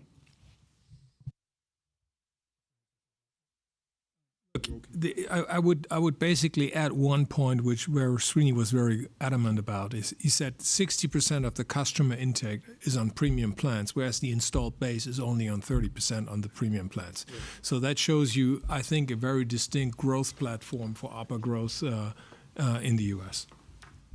So second question, good question. So I think I owe you the question on the reversal. Look, first of all, in last year we had quite a bit of one-off effects, which were the impairment reversals, which obviously hit NOPAT, where we came in with a very high ROCE. We don't see this this year. This year we have some, I would say, negative impacts from the integration, which will also hit NOPAT in a negative way. These are the two things which are popping into my mind, but I think we can follow up on that question, Mathieu, give you a little bit more detailed feedback. Yeah, but I think you were spot on. The main factor is the restructuring charges that T-Mobile incurs in relation with US cellular integration and also the headcount and network optimization items that they have outlined. So for me, the most important thing is that Deutsche Telekom is in all businesses earning their capital costs. So that is the most important thing. We are creating added value in this company. And by the way, with an increasing momentum here, I was the inventor of the economic value added, and everybody laughed about me when I did that in was it 2004 or 5, so very long time ago. And we're still pursuing this logic within the company, and I'm very happy where we are today, that we earn our capital cost, that we pay out our dividend out of our earned money, that we have this kind of sound financial system, and that is one of the principles, the narratives on how we are driving this business here. Thank you very much. Thank you, Mathieu, for the question. And next we move to Paul Sidney from Berenberg, please. Just building on a couple of questions we've already had. In the German market, I was wondering, did the positive net add performance you saw over Q4-2025 give you the confidence to raise prices in Germany in Q1? Or was the decision to raise prices more a directed strategic move? Just really trying to get a feel for whether the price moves were independent of the performance or whether one's leading the other. And then secondly, just building on a previous question on capital allocation, and I know, Christian, apologies, you get this question every quarter, but it'd be great to get an update on your capital allocation priorities, and maybe if you could give us a feel for how much unallocated capital there is to allocate over the next few years in terms of a sense of quantum, and maybe is there a potential to accelerate the fiber build? And again, I know you've had those questions many times before, but it would be great to get an update on your thoughts. Thank you. Sure. On the first question, I can say it now because now we did it, but we started working on this one more than 9 months ago, and the movements that we were doing on the front book were for us a preparation for the backbook move. To me, it was pretty obvious from the beginning that this market needs to get a healthier value development on the broadband side. As I said, we first took out promotions in April of last year. We then did a front book increase of €1 in October, which allowed us to test price elasticity. And something that we did that probably didn't caught your attention is we did some pilots last year also on backbook to understand elasticities. So this has been prepared for a while. I wanna emphasize that we didn't apply the increases to the entire base.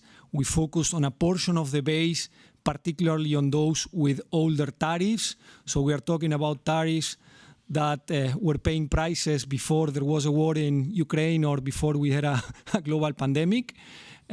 And still, those loyal customers who were on old tariffs are still paying below what are our front book prices.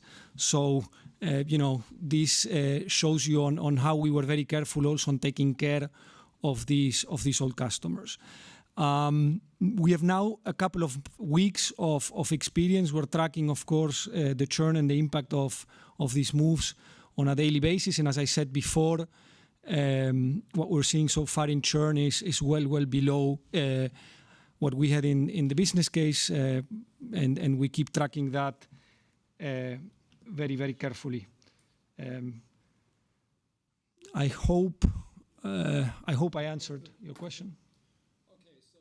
So on the capital allocation, so in principle, what do we say at the Capital Markets Day? We said either share buyback on the DT side or increase shareholding, or we may have some strategic flexibility for other purposes. And bear in mind, we just established in 25, for example, the AI Gigafactory, which wasn't planned, but we basically used the potential which we have on the balance sheet in order to fund this. Look, on your question, why now T-Mobile US? I think I answered that question because on the surface it looked cheap as we made that announcement.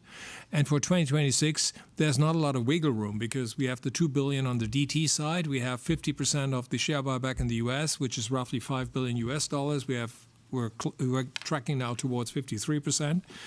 And on the fiber build, whether we accelerate this, I think we announced it in Q3 that we accelerate the fiber investments by 200 million in Germany by reallocating budgets, but also trying to get better efficiency. And the third one is by using the surplus which we're getting from the tax relief here in Germany in order to refinance and reinvest into the fiber build out. So far, I think I'm fine, and I want to see that the strategy is holding water. What Rodrigo just said, especially on the MDU space, that we get a higher utilization if we go for a full build out, because we don't want to build out if there's no demand. And I think this needs to be proven, and then we continue with that going forward. Great. Appreciate it. Thank you.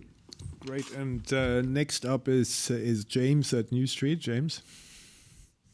Yes, thank you, everybody. So I had two questions, please. So the first one was about line losses for Rodrigo, but not your retail line losses, but your wholesale line losses. Those have been around 400,000 a year for the last 3 years or so. How do you see that trend going forward? I mean, on one hand, do you see that some of your wholesale players could move more lines to other altnets, or because altnet build is slowing, actually the rate of those losses might actually slow from here? And then the second question, maybe one for Tim, but as the kind of part of the leading consortium on the AI gigafactories in Europe, in the largest country in Europe, I presume you're a kind of front runner to be successful in the bid for an AI gigafactory. So I think I asked about this 3 months ago, but given this is moving at speed. I was just wondering if you could give an update on any further developments on that, particular size of maybe your equity contribution if you were to be successful, and what new visibility you have, if any, on the revenue models that could underpin the AI gigafactories. Thank you. Hi, James. I'm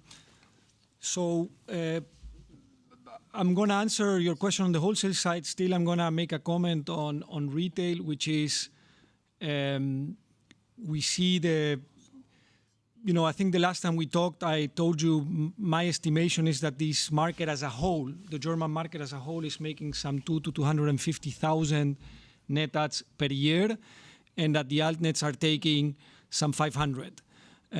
If I look into the future, I think those 200 will probably become rather 100. And on the altnets, we see those 500 stable, maybe coming down, but not well below 400. So there you have your math. On the retail side, in the mid and long term, we feel confident to, as I said before, keep our fair share of retail net adds. On the wholesale, it's a little bit of a different story. Now, when you correctly say we've been seeing a similar trend over the last couple of years, nevertheless, you need to double click on that one and the average, because when you look into our wholesale losses, there is an increasing portion of that which is related to our JVs. So in our JVs, which are off-balance sheet vehicles, you see the retail net adds that we make on those JVs in our P&L and the numbers that we present, but you do not see the wholesale net adds that those JVs make, on which we 50%, let's say, of the economics we keep, because those wholesale net adds are kept in the JVs. So, and of course, as we are scaling our JVs, and by the way, we are scaling them successfully, we are on track to our expectations on the JVs. This weighs on our wholesale numbers. If you take this out, I would say that the trend that we see on wholesale broadband losses is stable, and by stable I mean along the lines of what we have seen in the last couple of years. The reason for that is because a lot of the overbuild we had and a lot of the exposure we have on the wholesale side is exactly in those rural areas and in that long tail where we have been overbuilt and where we have not yet deployed fiber infrastructure. Now, looking into the future, there is of course a path to let's say, a rebound and increase our infrastructure share, including wholesale, because we're seeing increasing signals of market consolidation coming up in the market. We also have 50 plus cooperations and growing. And so I believe that over the coming years, we will be part of that consolidation that there's going to be in the market, and that is going to help us regain the infrastructure share that we are at the moment losing on the wholesale side. Yeah, look, James, I hope that once you get out of your home office, whenever you see I see you under your roof and there's no paintings, nothing, I hope you can still escape there. Anyway, I was joking. Let me go for your question with regard to the AI Gigafactory. And look, we remain actively involved into the consortium discussions, and we're doing a lot of preparatory work here. However, the project is still subject to a lot of, let's say, alignment, funding clarity, and industrial governance and structure which is laying in front of us.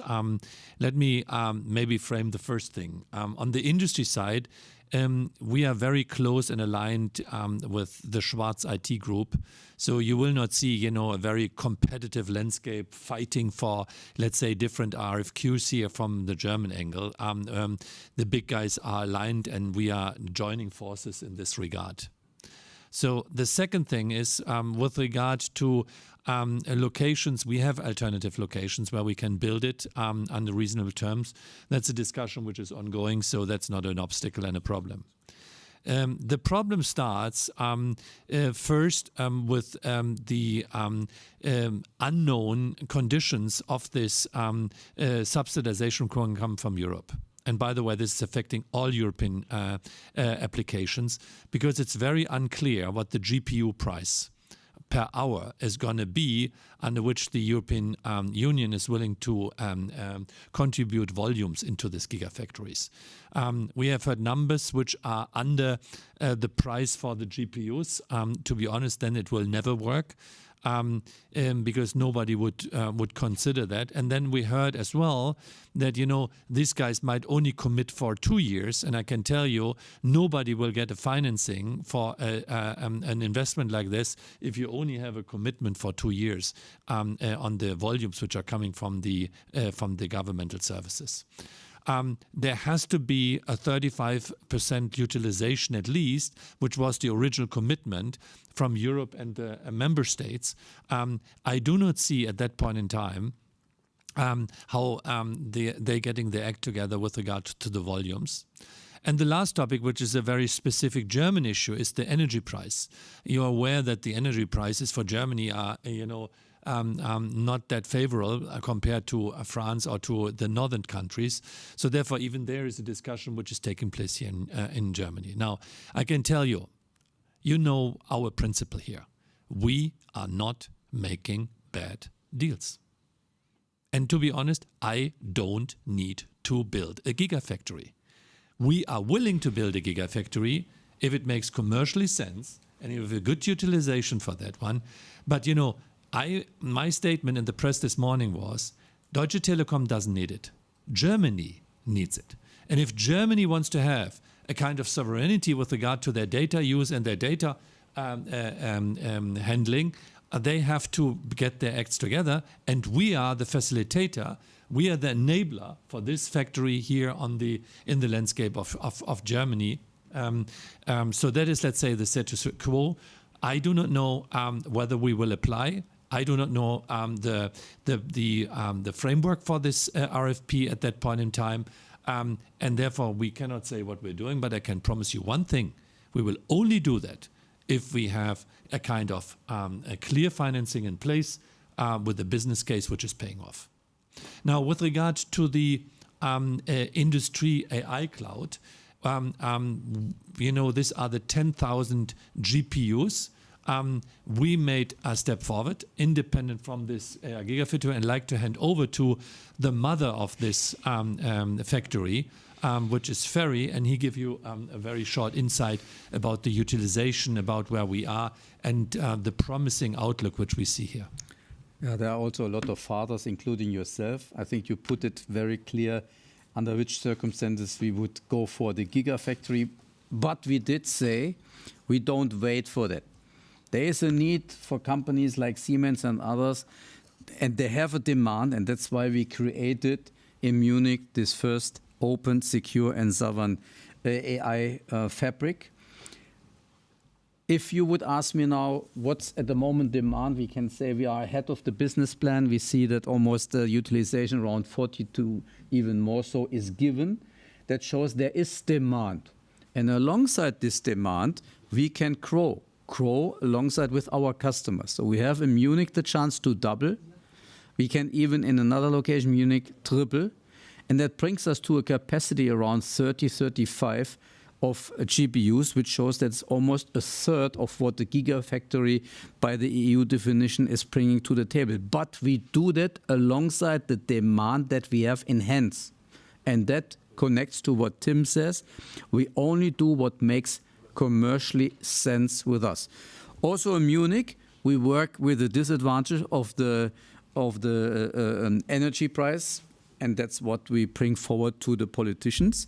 But we have other things in Munich that makes it a bit more favorable. We have a river close by that helps us cooling. We have a good deal with NVIDIA that allows us to use the newest technology to a very attractive price that we can scale. So therefore, Munich is for us testing the water. Munich is for us something that makes commercially sense. Munich is for us also the chance to scale, and thereby we see how far through Munich we can come to something that the EU would call gigafactory. And if the three conditions that Tim was bringing across for the gigafactory are coming more clearer, bring then commercially sense to us, yes, we can scale Munich into something bigger like a gigafactory. And guys, one last sentence on that one. We are running almost 300 megawatt of capacity of data centers already today. We have under DTCP 2 entities which we own, which is Greenscale and Minecubes. We have Biere, our big, data center, which we own ourselves, which we are utilizing. We have a GPU factory now in Munich. I can tell me one other telco, maybe the Chinese ones, but tell me one other telco who has this kind of competence of it is systems in the back with this infrastructure competence, which is, deploying AI and data centers at that point in time. We're at a lucky position because our capacity is almost sold out. Yeah, we are expanding this, within the footprint today, and we are thinking about whether we should organize our data center, capabilities in another way in this company going forward. But that is more fantasy than, already a business case. But at least it's an opportunities others don't have. Thanks, guys. I'm sure this was music to Emmett's heart. But next up, we got David from Bank of America, then Emmett. But given that we still have 4 more people want to ask questions, can you maybe restrict yourself to one question, and we promise to be to answer swiftly. Okay, so next up, David. Yeah, I hope you can hear me. And yeah, guys, Yes. Thank you for giving us a couple of hours of your time today. I'll get on with this. And I did want to challenge this concept of German fiber. You are pivoting towards rural fiber, but you're adding, a couple of €100 million from the tax rebate. That really isn't much, quite frankly, against a German, capex budget of sort of 4.7, 4.8 billion euros. And given the difference in cost between rural build, which is probably 1,500 euros or so, versus urban build of 1,000, I don't see how that touches the sides. So what additional capex are you bringing from other projects? And is that not a bad thing? And I guess my ultimate question is, you mentioned, Christian, the demand curve, but it's so much more than that. It's about leading, it's about being the incumbent, accelerating copper switch off. Why would you not want to accelerate fiber even more, given your current opportunity to really dominate the landscape before maybe some of your competitors get refinanced or get their game together? Would it really be so bad to take some of that additional capital you clearly have on the balance sheet and reallocate it here? I don't really see why you guys are still hesitating, apart from obviously you have a 2027 guidance target, but is the network, incumbency of the network not the absolute priority? Thank you. So on the fiber question, first of all, the number on increased investment that we communicate is net. But on top of that, we are reprioritizing within our CapEx envelope. So what in the end goes into fiber is quite more than what you see net. And this we are doing through a combination of efficiencies and reprioritization within our own envelope. At the moment, we are investing more into fiber than all of our competitors combined. And we are getting our fair share of infrastructure build.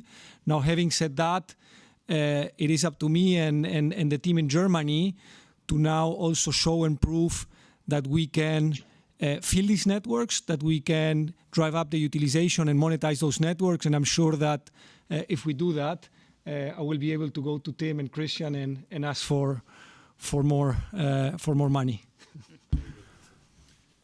I like the answer. Good. Okay. We change the strategy and we'll figure out whether it's working out. I think, David, just to add two things, I think even if we would increase the envelope significantly more, that will not prevent municipalities from building out. I think they will build out in any case. And what we're seeing right now, the build out of private equity-backed altnets has come to a standstill, almost to a standstill. So from this perspective, I think there are two sorts of competitors. Ones you can stop, the other ones you can't stop. And I think whenever we are spending more on a certain direction, I want to see the return. And I think we have had a very good discussion on the strategy shift towards SDUs and MDUs full build out. But I think we also want to see whether this yields results. And David, let me just say it very clearly. We are absolutely focused, each and every one of our employees in Germany, on filling this network, on scaling the sales channels, on getting the customers on the network. And hopefully we will earn our right to build out even more. Or as I said, I see an opportunity to participate in the consolidation that I think inevitably we will see in the German market. Great. Thank you. Okay, so with that we move on to Emmett and his question. Emmett? Yeah, hi everybody. Hope you're all doing well. Thank you for taking my question. I'm just going to follow up on James's question, please, unsurprisingly, on the AI Gigafactory Tucher Park in Munich. Tim, you've been very clear in the past that you have the data center exposure through capital partners, and you've also said, obviously, rolling out the data centers is extremely capital intensive. And we've seen the hyperscalers form kind of joint ventures to roll out some of these data centers. And if you look at the agreement you have in the Tucher Park, it looks like a kind of a combination of the biggest German corporate heavyweights. It looks like the Muhammad Ali, the George Foreman, and Joe Fraser of German corporates in there. And with this in mind, if the conditions are right, are JVs a way that you can roll out more of this capacity going forward and keep this CapEx off balance sheet?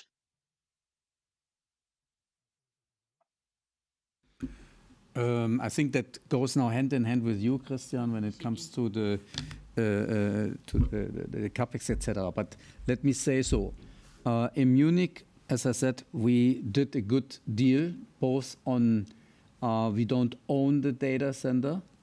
We rent it on good terms with a good hosting partner that we have.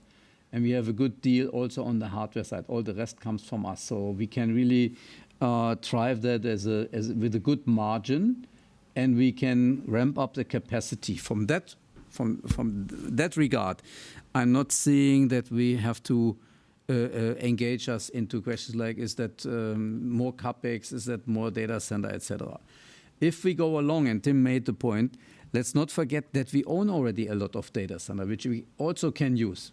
For instance, Munich is a good example. If we have the inference need, so we can put another data center which is close by on top of that. So therefore, we go along when we see there is demand. We go along when we see we do margin.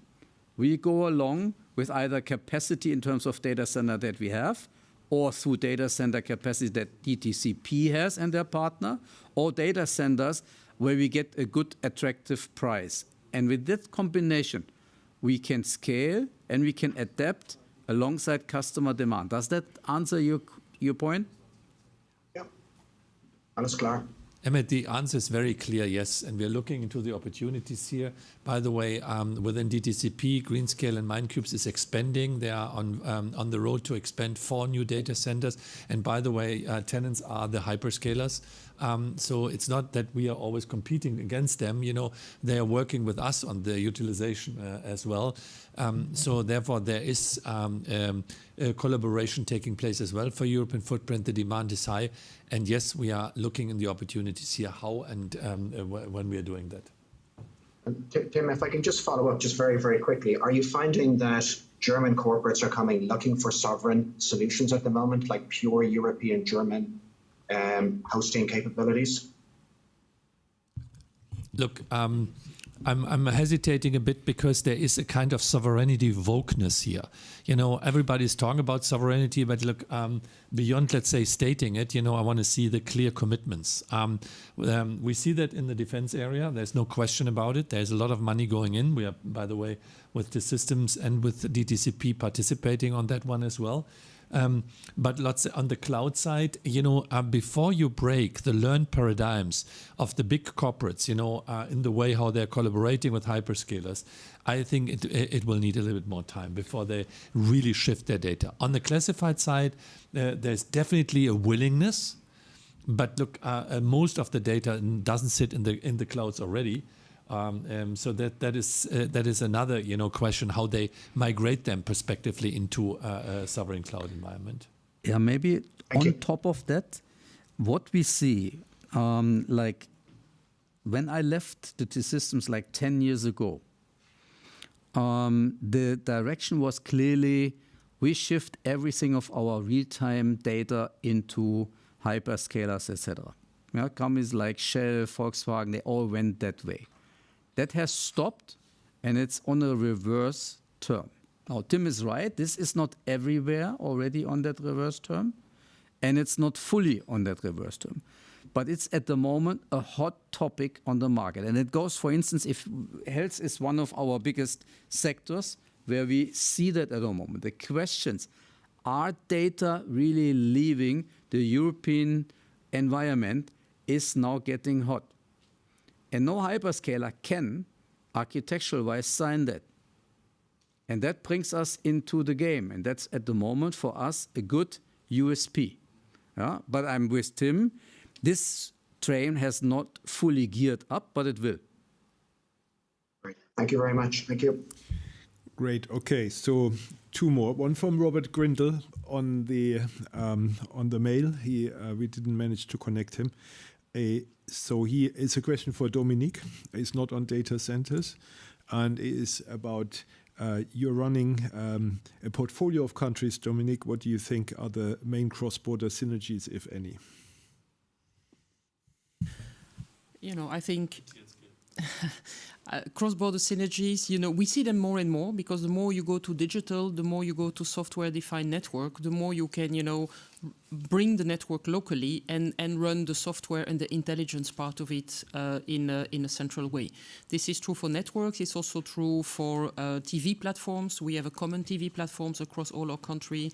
We have been rolling out, you know, RDK for the routers. We have same routers, so we take, you know, all the routers, set-top box, what we call the CPEs, you know, in one go, and we have the same across all the countries. So that's providing us, of course, synergies.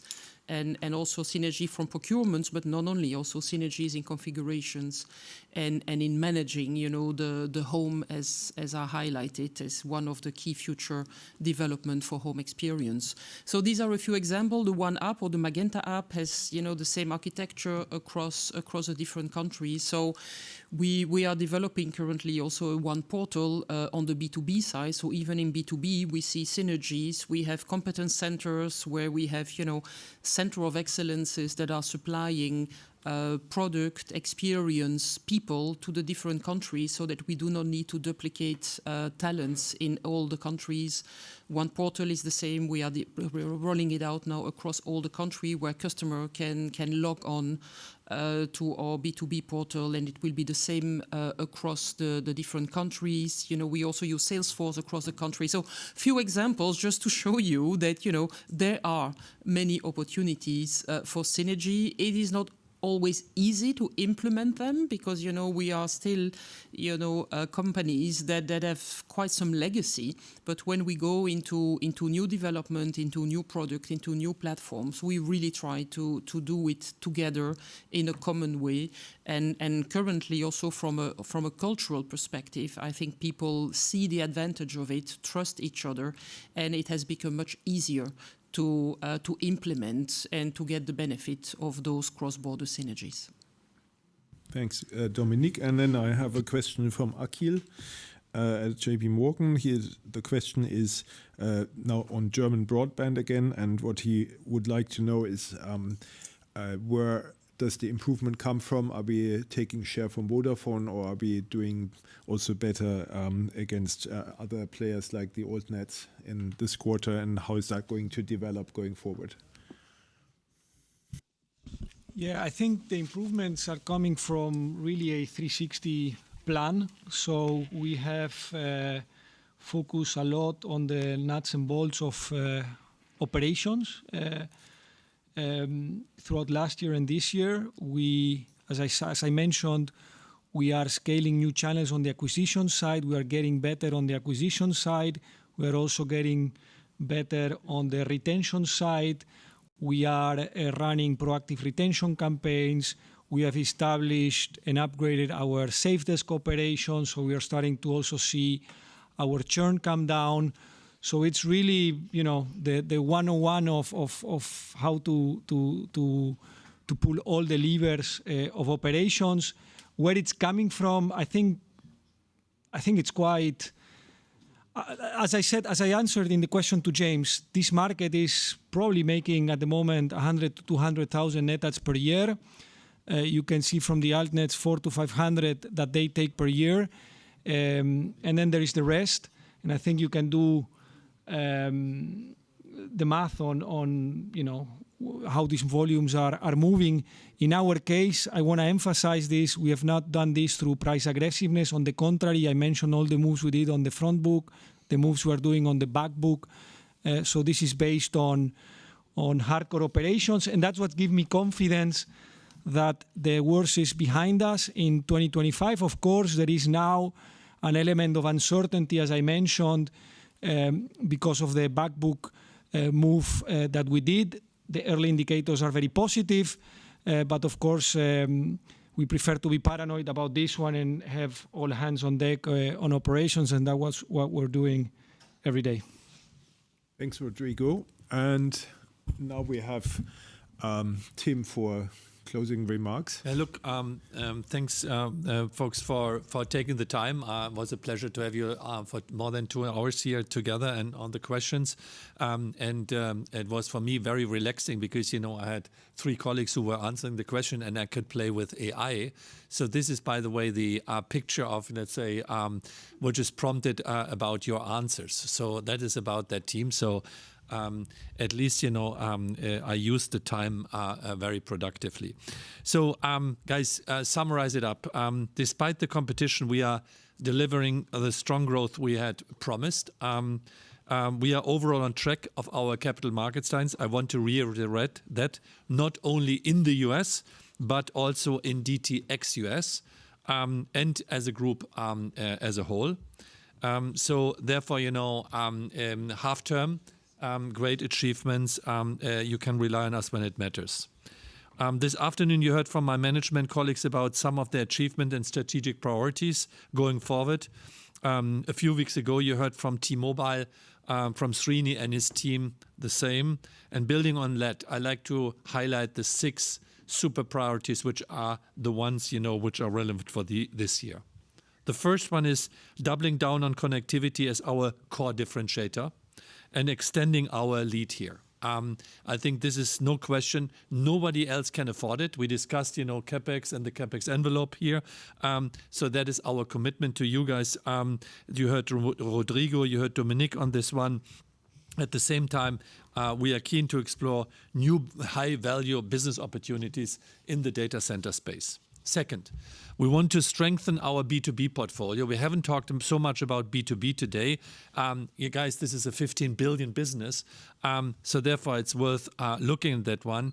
And we want to do that through an integrated portfolio and pursuing the sovereign AI and cloud opportunities Ferry laid out. So Ferry and the German team and Dominic's B2B troops are aligned on this one to pursue on these opportunities. Thirdly, AI will redefine everything here.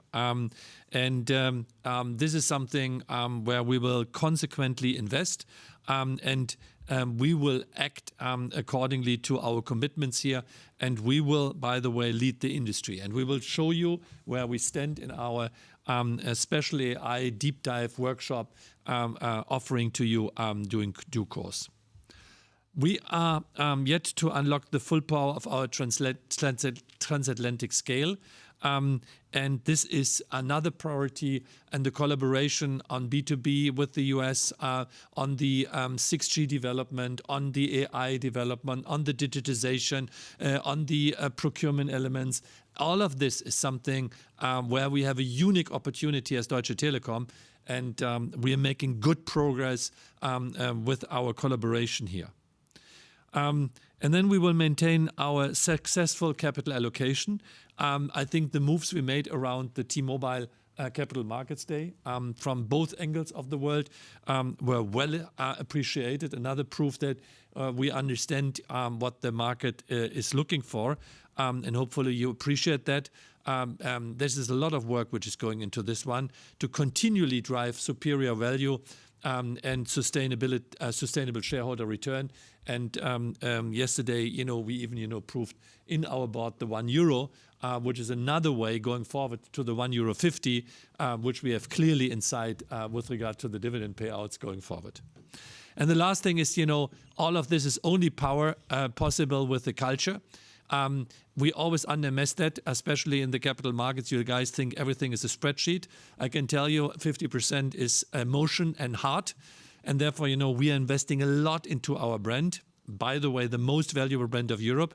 And still, I'm not happy where we are, but as well into the best team. You have seen parts of our best team already today. There's a lot of stability in this team. So this is good going forward. And we have a structural and cultural transformation started here. Not only the rejuvenation of our leaders here, but as well in the way how we develop culture into three directions: collaboration, performance orientation, and becoming uncorporate. So less bureaucracy in the way how we're operating. More to come. If you're interested, I can make a special T-style workshop because, we call our cultural program and the culture in which we are acting T-style. And with this kind of T-style, I want to say goodbye. Thank you for this long session today. Thank you, my colleagues, for supporting us today. And thank you all for your trust into T. Bye-bye. Yeah. Ladies and Thanks, gentlemen, okay, bye-bye. The conference is about to end. We'd like to thank you for participating at this call. And of course, also thanks to the management for taking the time and your patience. And should you still have further questions, please address them to the Investor Relations Department and speak to you all soon. Goodbye.